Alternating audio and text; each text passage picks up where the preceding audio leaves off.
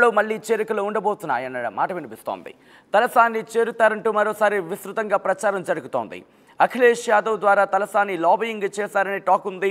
రాహుల్ గాంధీ దగ్గర తలసాని చేరిక అంశం ప్రస్తావనకు వచ్చినట్టుగా తెలుస్తోంది. ఇక రాహుల్ ఓకే అంటే త్వరలోనే కాంగ్రెస్లోకి తలసాని శ్రీనివాస్ యాదవ్ వెళ్లబోతున్నారా అంటే అవుననే చర్చ జరుగుతుంది.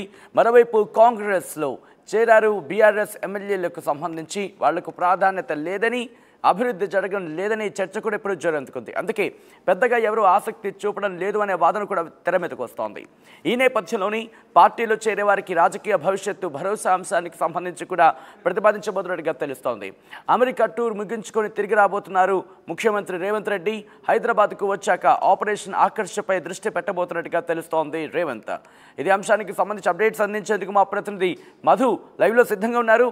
మధు, తెలంగాణలో మళ్ళీ ఆపరేషన్ ఆకర్ష ప్రారంభం కాబోతోందా? ఎందుకంటే గత కొద్ది రోజులుగా చూసుకుంటే కన్నా సబ్దుగా ఉన్న వాతావరణం అనే చెప్పుకోవాలి. ఎగ్జాక్ట్లీ, నిజంగానే చేరికలకు బ్రేక్ పడింది. కేవలం 10 మంది ఎమ్మెల్యేలు బీఆర్ఎస్ను వీడి కాంగ్రెస్ పార్టీలో జాయిన్ అయినటువంటి సిచ్యువేషన్ మనకు తెలిసిందే. ఒకనొక సందర్భంలో అందులో ఉన్నటువంటి ఒక 3 నుంచి 4 ఎమ్మెల్యేలు తిరిగి బీఆర్ఎస్లోకి వస్తారనేటువంటి ప్రచారం జరిగింది. దాంట్లో గద్వాల ఎమ్మెల్యే బండ్ల కృష్ణమోహన్ రెడ్డి అయితే చాలా డైరెక్ట్గా ఓపెన్గా మీడియా ముందే చెప్పారు, ఆయన మళ్ళీ కేసీఆర్ని కలుస్తున్నాను, తిరిగి బీఆర్ఎస్తో కంటిన్యూ అవుతాననేటువంటి. తర్వాత జరిగినటువంటి సిచ్యువేషన్ మనం చూసాం. మంత్రి జూపల్లి ఇంటికి వెళ్ళారు, బుజ్జగించారు, అయినా ఒప్పుకోకపోవడంతో నెక్స్ట్ డే రోజు ఆయనను ముఖ్యమంత్రి నివాసానికి తీసుకొచ్చి ముఖ్యమంత్రి స్వయంగా ఆయనతో మాట్లాడిన తర్వాత ఆయన కాంగ్రెస్తో పాటే కొనసాగుతాననేటువంటి ఒక కన్ఫర్మేషన్ ఇచ్చినటువంటి సిచ్యువేషన్ కలిగింది. రీజన్స్ చాలా ఉన్నాయి.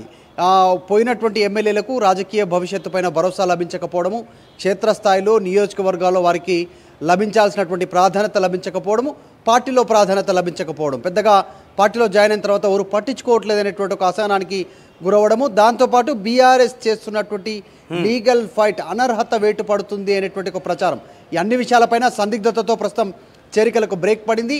పెద్ద ఎత్తున ప్రచారం జరిగింది. చేరికల విషయంలో డైరెక్ట్గా ముఖ్యమంత్రి కండువాలు కప్పారు.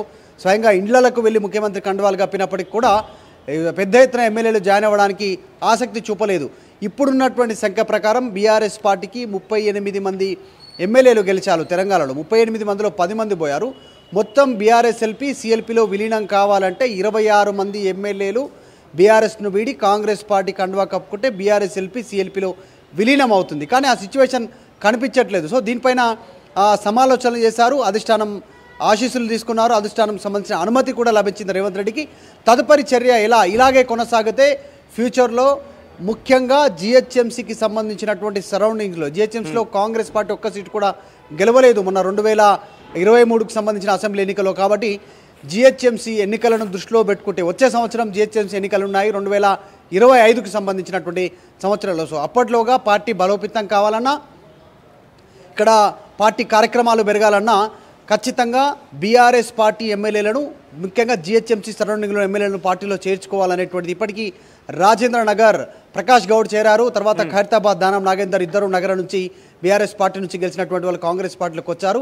ఇక పెద్ద ఎత్తున బీసీ సామాజిక వర్గం నుంచి కనుక చేరికలను ప్రోత్సహించాలనుకుంటే తలసాని శ్రీనివాస్ యాదవ్ని తీసుకుంటే ఎలా ఉంటుందనేటువంటిది కాంగ్రెస్ పార్టీ సమాలోచనలు చేస్తున్నట్టుగా తెలుస్తోంది. ఇప్పటికే తలసాని పైన 6 నెలల నుంచి ఇవే వార్తలు కంటిన్యూ అవుతున్నాయి. తలసాని శ్రీనివాస్ యాదవ్ అఖిలేష్ యాదవ్ ద్వారా ఆయన సామాజిక వర్గం రాహుల్ గాంధీకి, ఆయన ఇండియా అలయన్స్లో కొనసాగుతున్నారు అఖిలేష్ యాదవ్. కాబట్టి రాహుల్ గాంధీతో చెప్పించుకొని ఇక్కడికి వచ్చిన తర్వాత ఇక్కడ రాష్ట్ర తీసుకోవాలనేటువంటి ఆలోచన చేస్తున్నటువంటి వార్తలు చాలా పెద్ద ఎత్తున గతంలో నుంచి ప్రచారం అవుతున్నాయి. మళ్ళీ జిహెచ్ఎంసీ ఎన్నికలు సమీపంలో ఉన్నటువంటి నేపథ్యంలో ఇప్పటి వరకు తెలంగాణ ఏర్పాటైన తర్వాత 2 సార్లు జిహెచ్ఎంసీలో బీఆర్ఎస్ పార్టీ జెండా ఎగరవేసింది. కాబట్టి మళ్ళీ కాంగ్రెస్ ఇక్కడ జెండా ఎగరవేయాలంటే, మేయర్ పీఠాన్ని దక్కించుకోవాలంటే ఖచ్చితంగా కొన్ని సామాజిక వర్గాలను దగ్గర చేసుకోవాలనేటువంటి ఆలోచన చేస్తాం.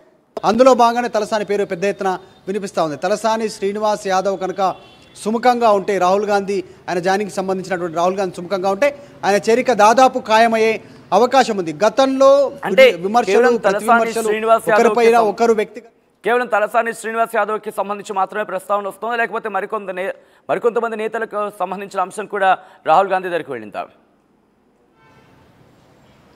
ఎగ్జాక్ట్లీ, నిజంగానే ఇక్కడ స్థానికంగా ఉన్నటువంటి నేతలు ఆల్రెడీ కాంగ్రెస్ పార్టీ నాయకులతో చర్చలు ముగిశాయి, పార్టీలో జాయిన్ అవ్వడానికి సిద్ధంగా ఉన్నారు అనేటువంటి భారీ ఎత్తున ప్రచారం జరిగింది, మనం గతంలో చూసాం. కానీ ఎందుకో బ్రేక్ పడిపోయింది. అక్కడికి వెళ్ళినటువంటి వారికి సరైనటువంటి ప్రాధాన్యత, గుర్తింపు, నియోజకవర్గ అభివృద్ధి, తర్వాత ఇతరత్రా కార్యక్రమాలు, అక్కడ ఉన్నటువంటి కాంగ్రెస్ పార్టీ క్యాడర్ సహకరించకపోవడము, చేరినటువంటి ఎమ్మెల్యేలకు, ఇవన్నీ చాలా రీజన్స్ కనిపిస్తూ ఉన్నాయి. సో ఈ నేపథ్యంలో చేరికలకు బ్రేక్ పడింది. అసలు అసెంబ్లీ ఎన్నికల కంటే ముందుగానే బీఆర్ఎస్ ఎల్పీ సిఎల్పీలో విలీనం అవుతుందనేటువంటిది కాంగ్రెస్ మంత్రులు, డైరెక్ట్గా విప్పులు, సీనియర్ నాయకులు ఓపెన్ టాక్ చేశారు, అంటే మీడియా ముందే మాట్లాడారు. కానీ అలా జరగలేదు.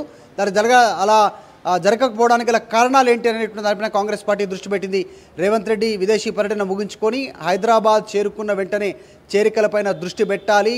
ముఖ్యంగా ఆపరేషన్ ఆకర్ష్ కాంగ్రెస్ పార్టీకి చేపట్టినటువంటిది, ఆ ఆపరేషన్ కంటిన్యూ చేయాలి. మరికొంతమంది ఎమ్మెల్యేలు, ఇంకా 16 మందిని పార్టీలోకి లాగి బీఆర్ఎస్ ఎల్పీని విలీనం చేయాలి. 2014, 2018లో ఏ రకంగా అయితే బీఆర్ఎస్ చేసిందో అదే రకమైనటువంటి ప్లాన్ని ఇంప్లిమెంట్ చేయాలనేటువంటి కాంగ్రెస్ భావిస్తూ ఉంది. అందులో భాగంగానే తలసాని పేరు ప్రధానంగా వినిపిస్తూ ఉంది. నగరంలో ఉన్నటువంటి ఎమ్మెల్యేగా, కంటిన్యూగా ఎమ్మెల్యేగా గెలుస్తూ ఉన్నారు. ఆయన టీడీపీలో పనిచేశారు. గతంలో టీడీపీలో పనిచేసినటువంటి అనుభవం ఉంది రేవంత్ రెడ్డితో. వ్యక్తిగతంగా ఒకరికొకరు ఎన్నికల సమయంలో దూషణలు చేసుకున్నప్పటికీ కూడా ఎన్నికలు ముగిసిన తర్వాత జరుగుతున్నటువంటి పరిణామాలు చాలా డిఫరెంట్గా ఉన్నాయి తెలంగాణలో. సో కాబట్టి తలసాని పేరు పెద్ద ఎత్తున వినిపిస్తూ ఉంది. తలసాని తర్వాత ఆయనతో పాటు మరికొంతమంది బీఆర్ఎస్ పార్టీ ఎమ్మెల్యేలను చేర్చుకోవాలి, వారికి రాజకీయ భవిష్యత్తు పైన ఒక భరోసా ఇవ్వాలి. అంటే నియోజకవర్గానికి సంబంధించిన అభివృద్ధికి నిధులు, తర్వాత వారికి పార్టీలో ప్రాధాన్యత, వీటన్నిటిపైన ఒక హామీ ఇచ్చి పార్టీలోకి ఆహ్వానించాలనేటువంటిది కనిపిస్తూ ఉంది. రేవంత్ రెడ్డి నగరానికి రాగానే చేరికలపైన దృష్టి పెట్టేటువంటి అవకాశం ఉంది. రైట్ మధు, మొత్తంగా మాత్రం తెలంగాణలో మళ్ళీ ఆపరేషన్ ఆకర్ష్ ప్రారంభం కాబోతోందా అంటే అవుననే మాట వినిపిస్తోంది. జీహెచ్ఎంసీ ఎన్నికల టార్గెట్గా త్వరలో మళ్ళీ చేరికలు ఉండబోతున్నాయనే చర్చ జోరందుకుంది. తలసాని చేరుతారంటూ మరోసారి విస్తృతంగా ప్రచారం జరుగుతోంది. అఖిలేష్ యాదవ్ ద్వారా తలసాని లాబియింగ్ చేశారనే టాక్ ఉంది. రాహుల్ గాంధీ దగ్గర తలసాని చేరిక అంశం ప్రస్తావనకు వచ్చినట్టుగా తెలుస్తోంది. ఇక రాహుల్ ఓకే అంటే త్వరలోనే కాంగ్రెస్లోకి తలసాని వెళ్ళబోతున్నారా అంటే అవుననే సమాధానం జోరందుకుంది.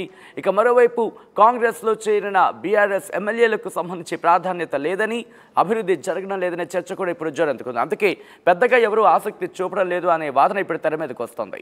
ఈ నేపథ్యంలోనే పార్టీలో చేరే వారికి రాజకీయ భవిష్యత్తు భరోసా అంశాన్ని కూడా కాంగ్రెస్ ఇక్కడ యోచిస్తున్నట్టుగా తెలుస్తోంది. అమెరికా టూర్ ముగించుకొని తిరిగి రాబోతున్నారు ముఖ్యమంత్రి రేవంత్ రెడ్డి. హైదరాబాద్కు వచ్చాక ఆపరేషన్ ఆకర్ష్ పై మళ్ళీ దృష్టి పెట్టబోతున్నారు ఆయన.